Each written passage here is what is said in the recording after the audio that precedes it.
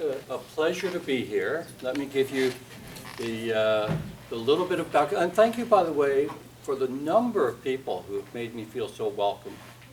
You know, I came in and I was looking at the manners thing up there, and obviously everybody believes that. That was a real treat to be welcomed so nicely by everyone. I'm from Fonthill. Now, I travel all over the place. Like, I got in last night at 2:30 in the morning. I got home from Saskatoon, where I was working at a conference the last couple of days with teachers of the Hutterite colonies. Hutterites are very traditional German Mennonites. And I was working with the teachers that work in their schools. And then got back very late last night. And next week I go to Markham and Hamilton and Kingston, and I travel all over.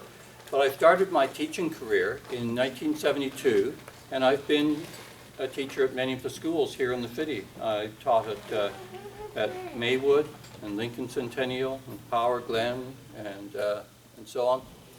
A lot of years with special education and behavioral programs, working with difficult kids and getting them back on track, which is actually what I love to do, because the school system likes to turn them away, and I like to turn them around instead. And that's a big difference, is to get them back on track, and I enjoy that challenge. So, but for the last 20 years, I've been doing this work, just traveling and working with teachers and working with parents. Now, if we're going to talk about parenting, you have to understand I'm a parent myself. I have 4 children, 3 boys and a girl, and 5 grandchildren. And 3 grandsons and 2 granddaughters. My eldest son is 39. He's a computer expert, married to a computer expert as well. That's an interesting couple. My second eldest, he's my stubborn, strong-willed one. And in answer to many prayers over the years, he not only married someone just as stubborn and strong-willed as he is, but they now have 3 children just like him. Thanks. And now he knows what hard work that was. And now boys and girls are very different people, of course. Boys are very much into action. There's a rule about boys. If there's no action, there's no interest. And it's interesting as we grow up how different we are in many of the things that we do. That came into my own life one day when I was with my wife. And she had been out of the house all day long, and I was home. And I really should have had supper ready for her when she got home, because I'm actually just fine in the kitchen. My dad was an excellent cook. But I got sidetracked with other things and got distracted. And so Laurie got home, and before I even realized that she had supper half made, and I said, I apologize. I said, I should have had something ready for you, dear, when you got home. And she said, well, thanks for thinking about that, but I've got it half done. I'll just finish. I said, okay, the cleanup then is mine, because that's only fair. Work together on this stuff. And she said, great, thank you.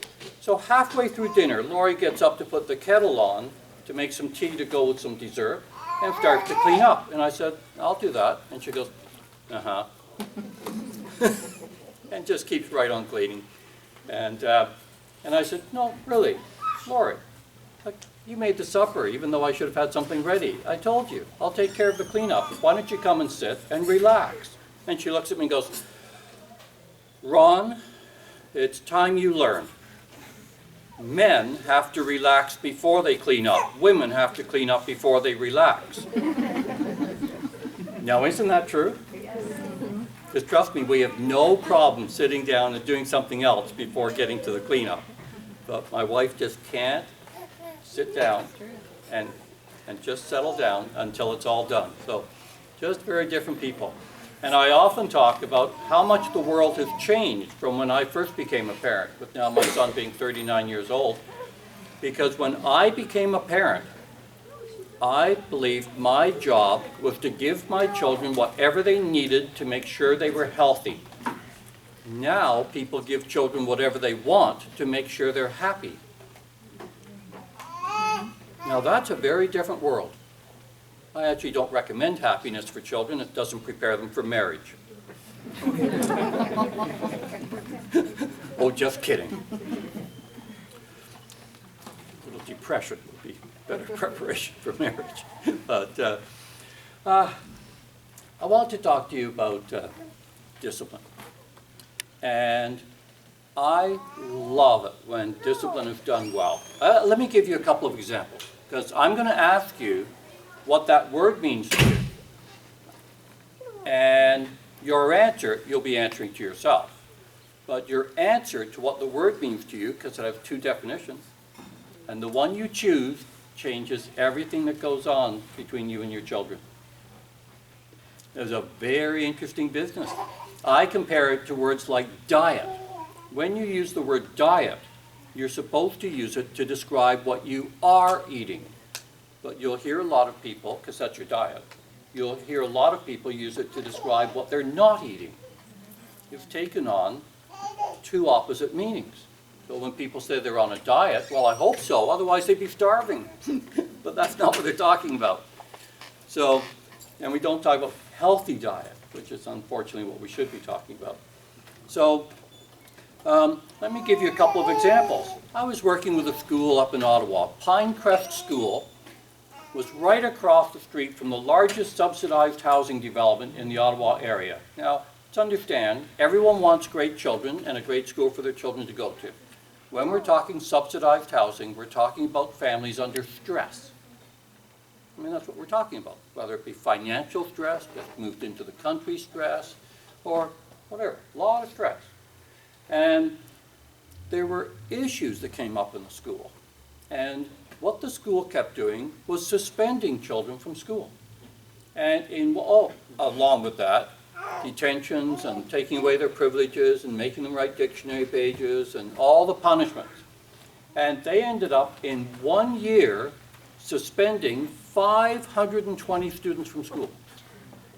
Now, they only had 380 students in the school, but they gave out 520 suspensions. And then they changed their way of doing discipline.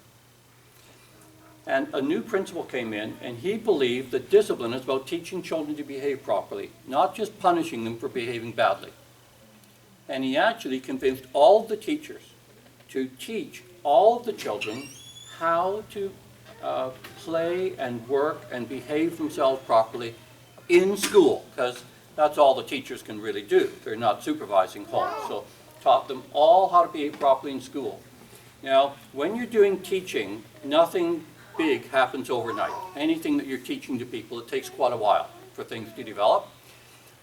But after 5 years of the teachers actually teaching children how to behave properly in school, they only had 3 suspensions from school down in a year, down from 520.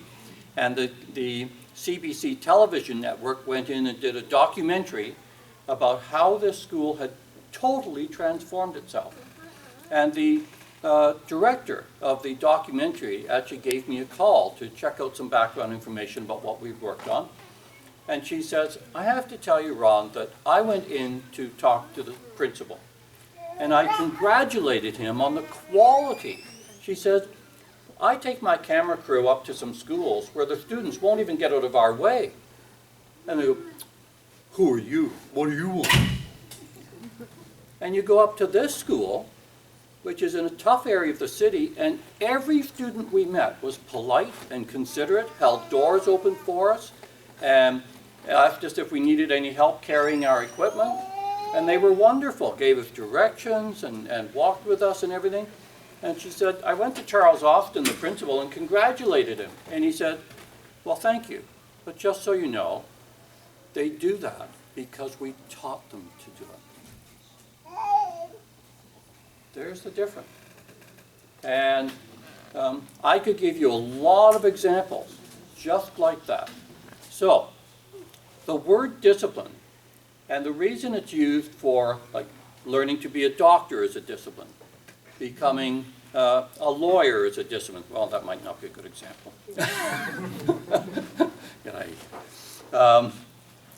But when you hear about champions in the Olympics or whatever, champion skier, the discipline that goes into that, the training because that's actually what discipline means.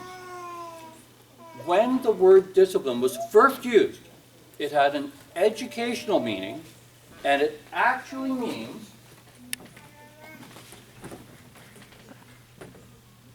you're in training, and if I'd had enough letters and enough space, I would have done for doing things the right way, because the focus is on learning to do things the right way. So you're in training, and so if you believe that, then that's actually a big part of your discipline. When you put up good manners and be a friend, and you actually teach the children to do that and insist upon it, where if they don't hold the door open for someone, you're prepared to correct them, not scold them or yell at them or anything. Just correct them and go, oh, come back. Remember what I taught you? Oh, right. Thank you. Then that's discipline. And now anything called a discipline involves years of hard work and intensive training. Anything called a discipline. Things don't happen overnight. Even if you wanted a black belt in one of the martial arts, going to the gym for 6 weeks gets you nothing. What you're doing is you're making a commitment to take years of hard work and intensive training. My daughter was into figure skating. Each of her formal lessons was 3 hours on ice. I mean, it was just so exhausting, but she was taking it seriously. And the discipline that went into that, the training. But we're in Canada. Now, if we were in the United States or in Britain or Australia or South Africa or whatever, I can make the same comment. My question that we all have to answer is this. If discipline was supposed to mean you're in training for doing things the right way, how come in the school system going to the principal's office for discipline means you're in trouble for doing things the wrong way?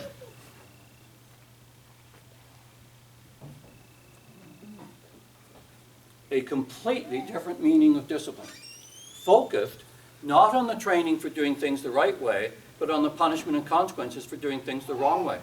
And even if you look up the word discipline in the dictionary, you're going to see both definitions. And everybody uses both of them, but every single person uses one a lot more than the other because they have beliefs about what this is all about. And I want you to know where this came from so that you'll even understand some of the things that go on in the school system here. And one of the things I want you to reflect on is what techniques were used in school when you went to school. Wherever you went to school, what you went through. Because as we talk about this, this is what I want to alert you to. Whatever you went through as a child will be ordinary, and you'll tend to repeat it, because that's just the way the world was, and that's why it's so hard to break the cycle. I compare it to the foods we eat. If you said to me, Ron, did you eat beef when you were young? I'd go, yeah, actually we did. But I came from a poor family in Toronto. The word beef, to me, referred to cow's tongue. And, on special occasions, heart. I was actually an adolescent before I ever realized there was something called a roast of beef. Because we were visiting someone, and they did one. And I remember it because there was this brown liquid on it that tasted really good on mashed potatoes. And since that time, beef gravy on mashed potatoes has been a comfort food to me. That if I'm tired and under stress, it's one of the foods I really like to have. And I'll even have gravy on my French fries if I get tired. Because it goes back to childhood. And we all have those. I didn't realize that there are people in this world who would look at a cow's tongue and go, oh, that's just so disgusting. I don't even want to look at it. Just take it away. I didn't know that. It was actually my favorite sandwich for lunch because whatever you go through in childhood is ordinary. It's just the way the world was. Well, what happened with the word discipline was even though it started out this way, the military started to refer to military discipline, and at first they were talking about the training they put their soldiers through.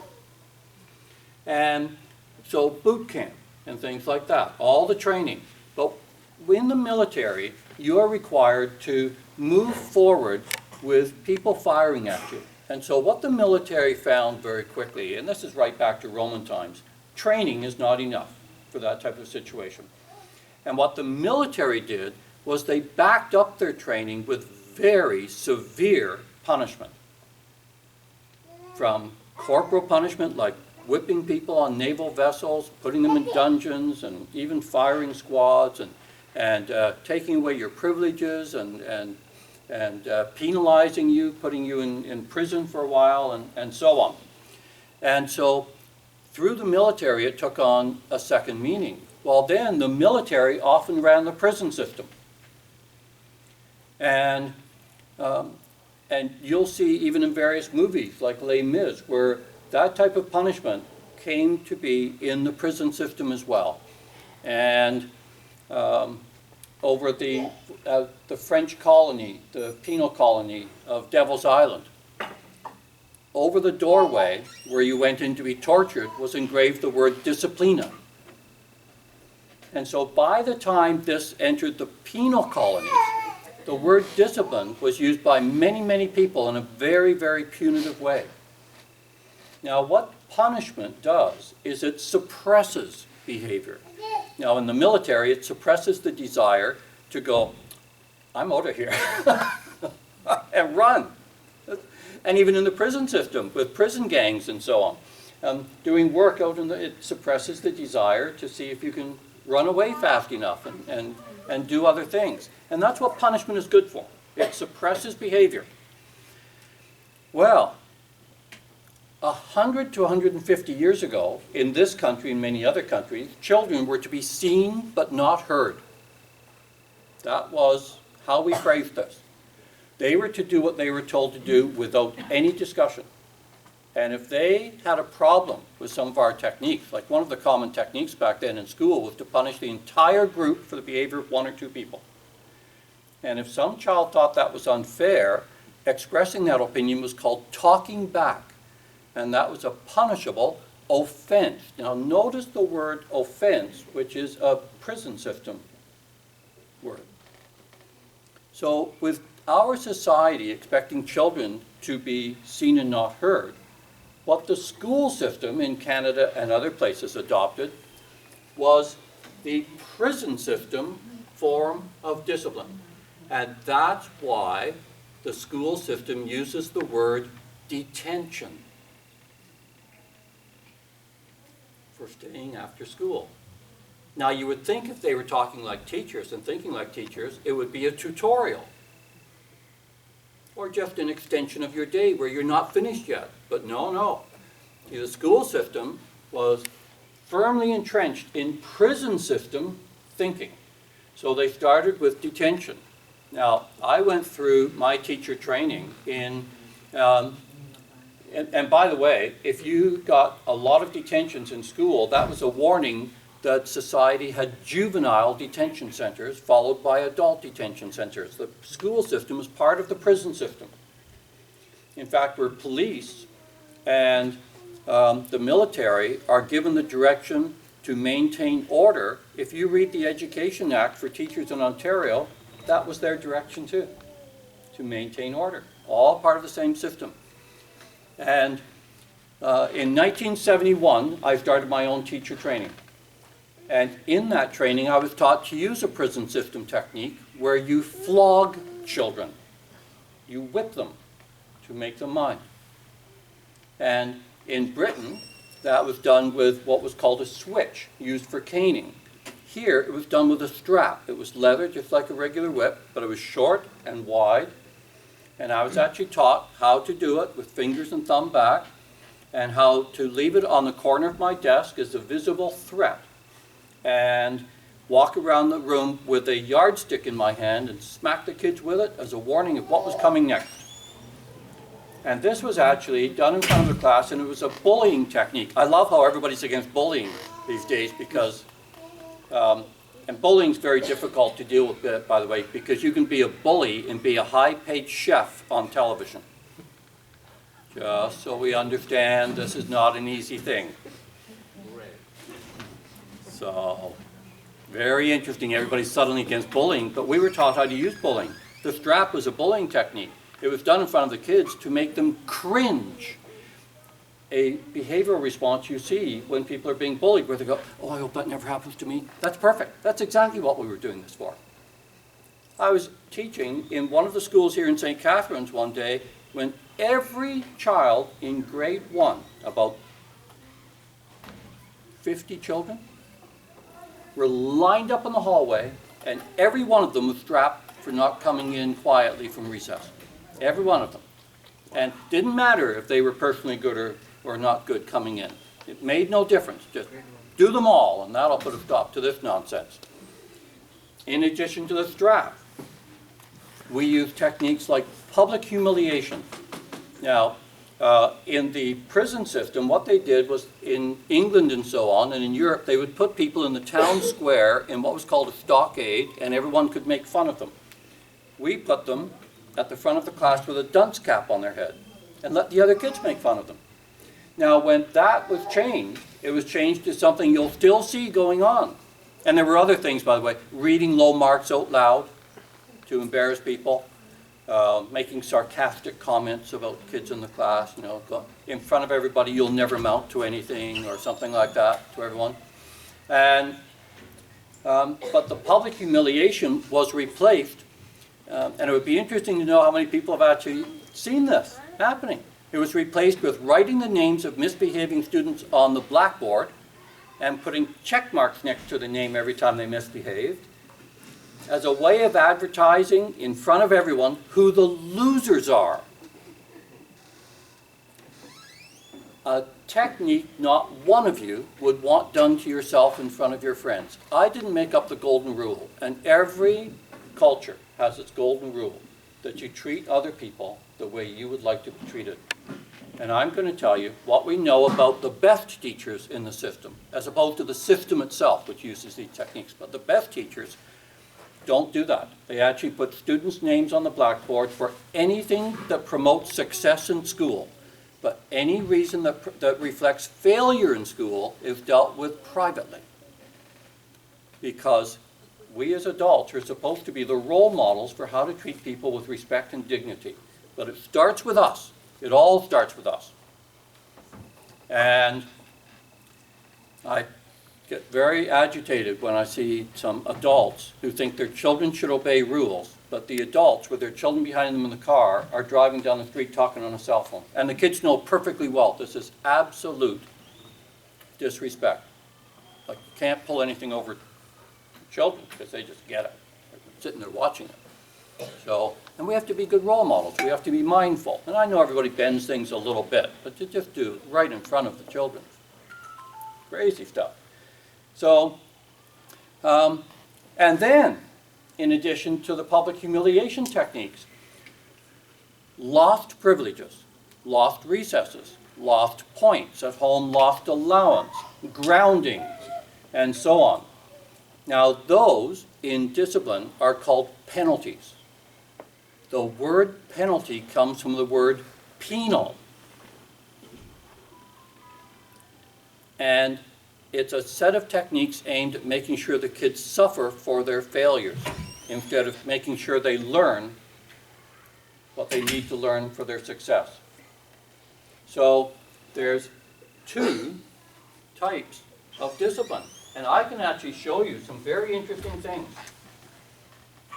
I was at a school in Ottawa, not the one I was telling you about before, but a different school. I walked in, and the first bulletin board I recreated, I had a photo of it, but it got ruined, so I redid it on my computer. The first bulletin board said, "We, the staff, promise to teach you, the students, to do all of these things correctly."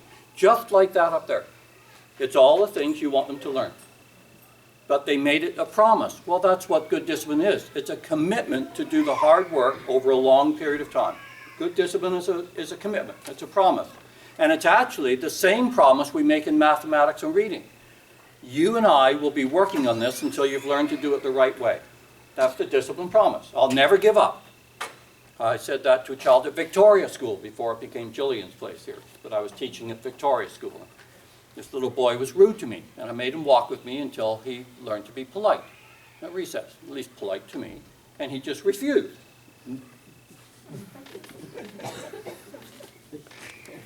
At the end of the first recess, I gave you a job to do. You haven't done it. When Mr. Morrish gives you a job to do, it gets done. So you will walk with me every recess until you've spoken to me the way I told you to. And a couple of weeks later, he finally looks at me and goes, so how long is this going to go on? I went, oh, I take years to teach reading and mathematics. This isn't punishment. Punishment comes to an end. This is what they call discipline. That's where you learn to behave properly. That goes on forever. I'll never give up. This is my job, is to teach you how to behave properly. And I promise you, you and I will be working on this until you've learned to do it the right way. Is that clear? He goes, oh, well, then I'll do it the right way. To which I said what I always say, of course you will. I already told you that. Can't be the question who's running this show, for goodness sake. I have, from a school in Sudbury, I have their positive school discipline plan. I've actually got a stack of plans like this up here. Positive school discipline plan, our behavioral expectations, and a little plan for teaching all of the children how to, whatever they need to know to be successful in school. They even have, for the first 2 weeks of school, a little positive discipline implementation plan. All the things we do day 1, day 2, day 3, with the goal that by the end of 2 weeks of school, every student will know how to dress appropriately, speak appropriately, work appropriately, play appropriately, and solve any problems that come up. Take responsibility for solving any problems that come up. That's discipline is teaching. That's where discipline means teaching the children how to do things the right way. But I also have this. This is a school discipline plan. Category 1, infractions. Category 2, infractions. Category 3, infractions. And the consequences for the first time you do it wrong, the second time you do it wrong, and the third time you do it wrong. Listing all the consequences for failure in columns. This will never work. And I'm not against consequences, but they're not supposed to be the big focus of discipline. Teaching children how to do things the right way is supposed to be the focus of good discipline. And by the way, I'm not even sure anybody actually ever read any of this. I'll read you one of them here just for fun. How about infraction number 3.2 in the school? Arson. It says, the first time you set fire to our school, this is what will happen to you. The second time you set fire to the school, this is what will happen. And the third time, this is what will happen. Have we all lost our minds? I said to the teachers, I said, for what possible reason would you be giving the students in writing 3 chances to do that? Why aren't you saying no instead of if? Why aren't you saying no? And they said, oh, that new theory of zero tolerance? Oh, saying no to children is going to be a new theory now? Oh, for goodness sake. Oh, unbelievable. But, see, these are 2 very different ways of doing business. And this is why, when schools decide what to do about incomplete schoolwork, one school sets up a detention room, and another school sets up a study hall. This is why. Because you have to decide what you're all about as a person. Am I here on God's beautiful earth to give children the punishment and consequences they deserve for failure, or the training and support they need for success? What am I all about? And I know you'll do some of each, but what's your main way of doing things? Let me give you some examples of how it changes things. Let's say you take away your child's video game system one day.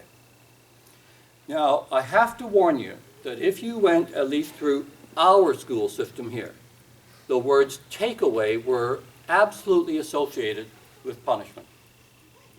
It's why when they take away a student, you realize that a cell phone is a perfectly legal thing.